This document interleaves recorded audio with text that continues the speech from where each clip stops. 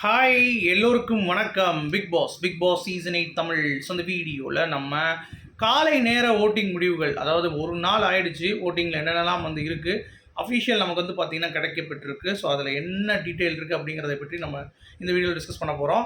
அது மட்டும் இல்லாமல் முத்து அண்ட் பவித்ராவுடைய அந்த ஒரு இஷ்யூ வந்து பார்த்திங்கன்னா இன்னமும் வந்து ட்ரெண்டிங்கில் இருக்குது. அதை பற்றியும் நம்ம பேசிட்டு வீடியோ நம்ம முடிக்க போகிறோம். ஸோ வீடியோக்குள்ள போகிறதுக்கு முன்னாடி சேனல் புதுசாக இருந்தால் கண்டிப்பாக சப்ஸ்கிரைப் பண்ணிக்கோங்க, வீடியோ மறக்காமல் ஒரு லைக் பண்ணிக்கோங்க. இப்போ நம்ம வீடியோக்குள்ளே போகலாம். ஸோ முதல் இடத்தில் வந்து பார்த்தீங்கன்னா ஜாக்வலின், அவன் அஃபிஷியலி அவங்க தான் இருக்காங்க. அஃபிஷியல் நமக்கு கிடைத்த தகவலின்படி அவங்க தான் இருக்காங்க அப்படிங்கிறது பார்க்க முடியுது. பட் ஒரு நல்ல ஸ்லைட்டான மார்ஜினில் ரெண்டாவது இடத்துல வந்து ராணுவ வந்து இருக்கார் அப்படின்றது தான் அப்டேட்டு. ஸோ கிட்டத்தட்ட இதில் மூணாவது இருக்கார். ஆனால் மஞ்சரிக்கும் ராணுவுக்கும் அன்அஃபிஷியலில் 21,000 அவங்களுக்கு, ராணுவுக்கு வந்து 18,000. ஸோ கிட்டத்தட்ட 3,000 ஓட் டிஃபரன்ஸு. ஸோ அவர் வந்து தாண்டிட்டார்ன்ற மாதிரி சொல்கிறாங்க. ரொம்ப நெக் ஆஃப் த கார்னர் தான் அந்த மூணாவது இடத்துல வந்து மஞ்சரி இருக்காங்க அப்படிங்கிறது சொல்கிறாங்க. அடுத்து 4வது இடத்துல வந்து பவித்ரா இருக்காங்க. இவ்வளோ தான் நமக்கு கிடச்சிருக்கு, சரிங்களா? ஸோ ஆனால் அன்அஃபிஷியலில் வந்து பார்க்குறப்ப அதே 4 இடத்துல பவித்ரா தான் இருக்காங்க. 15,000 ஓட்டு வாங்கியிருக்காங்க. அடுத்து 14,728 விஷால் வந்து பார்த்திங்கன்னா பவித்ராவை முந்தும் படத்தில் வரார். விஷால் வந்து பவித்ராவை முந்துறதுக்கு வராரு. இன்னும் மிஞ்சி போனால் ஒரு 500-600 ஓட்டு தான் வித்தியாசம் இருக்குது விஷாலுக்கும் பவித்ராவுக்கும். நல்லா கவனிங்க, சரியா? அப்போ அன்ஷிதாவுக்கும் ஜெஃப்ரிக்கும் வித்தியாசம் வந்து அதே 2,000 தொடர்ந்துட்டு இருக்கு, சரியா? 9,000, இவங்க வந்து 11,000. ஓகேவா? விஷால் கொஞ்சம் முன்னாடி போனால் பவியை வந்து முந்திடுவான். ஸோ பவி வந்து இப்போ கீழே இறங்குறாங்க அப்படிங்கிறது நம்மளால் பார்க்க முடியும். So Vishal is safe, Raanav also is safe, Manjari Jacqueline safe. So கடைசியாக வெளியேற போகிறது அன்ஷிதா ஜெஃப்ரி. இந்த 2 பேர் தான் இப்போதைக்கு.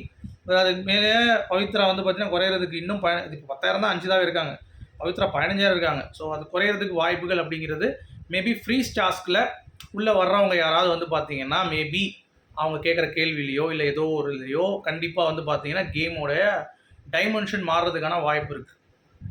இப்போ உள்ளே வந்த தீபக் வந்து கொஞ்சம் அஃபெக்ட் ஆகுது, நல்லா இது பண்ணுறாங்கன்னா அந்த ஓட்டில் அவங்க காட்டுவாங்க.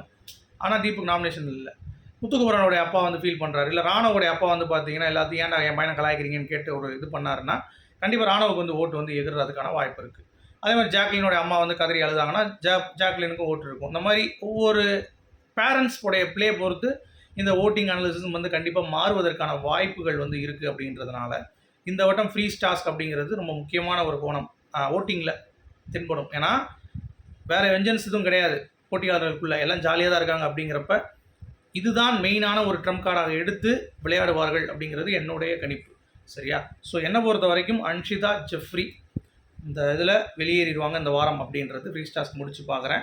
ஸோ மிச்சம் எல்லாரும் வந்து டிக்கெட் டு ஃபினாலேக்கு உள்ளே போவாங்க. டிக்கெட் டு ஃபினாலே நான் ஏற்கனவே சொன்ன மாதிரி மைண்ட் கேமும் இருக்கும், ப்ளஸ் வந்து பார்த்திங்கன்னா ஃபிசிக்கலாகவும் இருக்கும்.